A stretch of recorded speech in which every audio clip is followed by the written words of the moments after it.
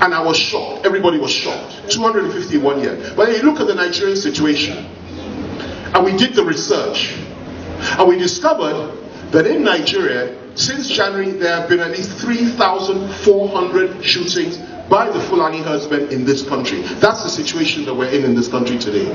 Killing everybody, butchering clerics, butchering women and children, wiping out whole communities, slaughtering people. Go to the southwest today, the forests are filled with them.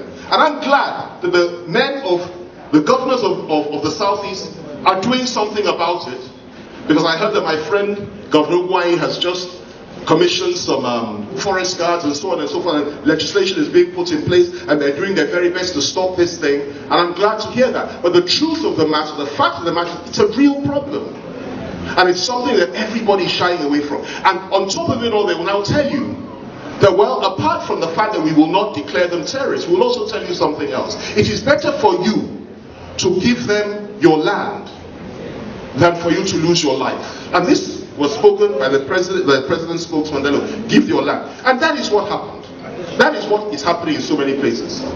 We move on from there. We keep going. So many anomalies, so much injustice, so much wickedness in the land. So much. How much more can we take? There are some that believe that they've had enough and that something needs to be done. They no longer believe in this country. And it's not just in the southwest, the southeast, it is also in the southwest. The forces of nationalism are rising silently. Why? Because people like myself and yourselves are not capable of creating a just environment for our people, the younger people, to rise up and say they have a stake in this. You cannot blame them for saying they want to self-determine simply because they are not being treated justly. And you look at the history, ladies and gentlemen. They don't teach history in schools for a reason. Look at the history. Consider your plight and our collective plight. Consider it. And let them not forget who and what you are. I always say it, and I will say it again. July 29th, 1960. There were issues before then. 20 people were killed. Terrible night. My father was one of them. He wasn't killed, he was almost killed. And we cry about this every day. I was in the Palms the other day. Their father was killed January 15th, 1966. It was a terrible night. But we moved from there. 6 months later, you killed 300 Igbo officers in one night. You said it's a reprisal, counter coup. 300, and you killed an Igbo head of state. It didn't stop there. Let me remind you, 3-4 months after that, in 1966, before the war started, between 30 to 100,000 Igbos were killed in the north, butchered, pregnant women, stomachs cut open. People were slaughtered like flies by the usual suspects all over the north. They now ran to the east, where their salvation lay. And of course, then came the Civil War. And whatever you may say, those on one side will say the right, those on the other will say the right. I'm not here to point fingers. I'm not judging anybody. I'm only sharing facts with you. Good job. During the course of that Civil War, ladies and gentlemen, please, I'm coming. I have the floor. I have the floor. During the course of that war, 3 million Igbo people were killed, and 1 million of them were children that were starved to death by the rest of us.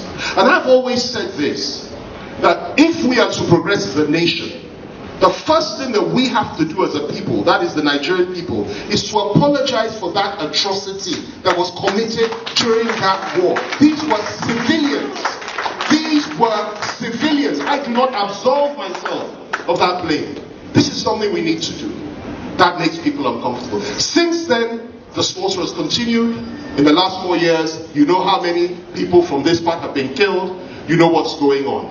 But let me not leave you on this depressing note. Rather, let me tell you a few things that will make you understand that no matter what happens, no matter what they do, no matter what they say, God's counsel shall stand in this nation. And that's the most important thing. You see, God usually hardens the hearts of those that terrorize and criminalize and destroy and kill. he hardens it unto destruction. But at the end of the day, the children of Israel were freed when Pharaoh's cup was full. And I'm telling you, it doesn't take anything or anybody to do anything to go against this government. Apart from remember who you are, speak truth, stand firm, hold on to your faith, and know that this too shall pass. Know that those that we see today, they shall not be there forever. Know that no matter what they say you are or try to define you and hold you down and put a limit on your business or your activities or your political parties or whatever, but at the end of the day, he that is high and lifted up, that is more than able, is watching all this and looking at them and laughing. Tyrants come and tyrants go. It's nothing new. But most important of all, he that is known as the Ancient of Days, that fears no one, that is fearless in battle, stands for his own, and he shall stand for each and every one of us in this country that have been oppressed, that have been marginalized, that have been terrorized, that have been humiliated, that have been insulted, and that have been intimidated. And I call on the leaders of the Southeast, I call on the leaders of the South and of the Middle Belt to remember that the God they serve is mighty, not to take to the streets, not to do anything that is against the law, but to pray hard and to do that which is right and just, and to stand for their people. Whatever the aspirations of those people might be, speak the truth. Do not abandon those behind you. Do not say because I'm a governor, or I'm a speaker, or I'm a minister, or I'm a president, I've arrived, and the people behind me don't matter anymore. Let me tell you, one day you will no longer be there. And you will go back, and they will ask you questions. Peacefully, in a civilized way, working within the law, working and ensuring that love is spread everywhere. That power of love is awesome. Forgiving those that have hurt us, but at the same time remembering that we must never, ever, ever concede truth or run away from it, because that is our sword, and that is what will take us into a great future. Finally, let me say this. There's a great man called Frederick Douglass, who was formerly a slave, a black American. In the days of the American Civil War, he was a free slave, educated man, and he did so well for his people. One of the great men of American history. And he said something about America in those days. He said, America has failed the past, it has failed the present, and is failing the future of the American people. This was a profound statement. Very sad, but very profound. I'm here to tell you this today. Nigeria has failed the past, is failing the present, and is set to fail the future unless justice is done in this land.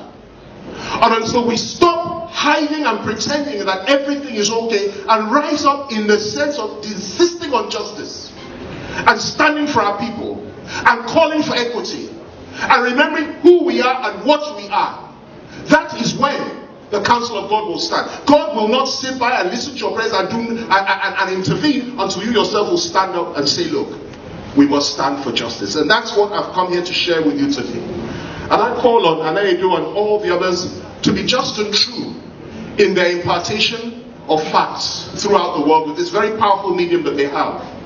When I was writing, I had 3 columns. They shut all 3 down. They shut so many, they threatened it. And it's okay, because I hit more people now than I ever did before. But the important thing is to know this. That truth is what scares them the most. And may it not be that the nation or the South, and I'm a proud Southerner, just as they're proud Northerners, doesn't mean I don't believe in Nigeria. I just believe that I just love the South. I love the North too, but I'm a Southerner. Now, I believe strongly that we must never allow the South to experience what the Middle Belt have experienced for the last 100 years. Because their story I won't share with you here today. It is a very, very sad one. And it's only now that they're rising up to break those chains. So I call on you, the proud people, the proud Igbo nation. I call on you, sons and daughters of Nigeria, not to give up hope. Not to feel that I've come here to depress you with things that won't make you sleep at night. But to remember this. Like I said earlier, our God is alive.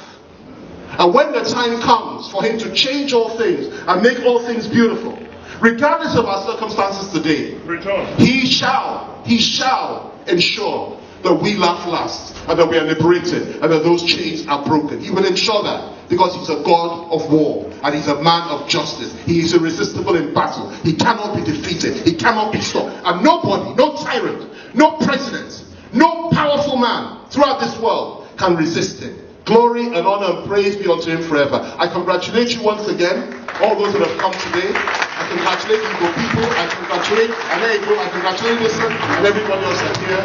May God continue to be with you. God bless you all and God bless the Federal Republic of Nigeria.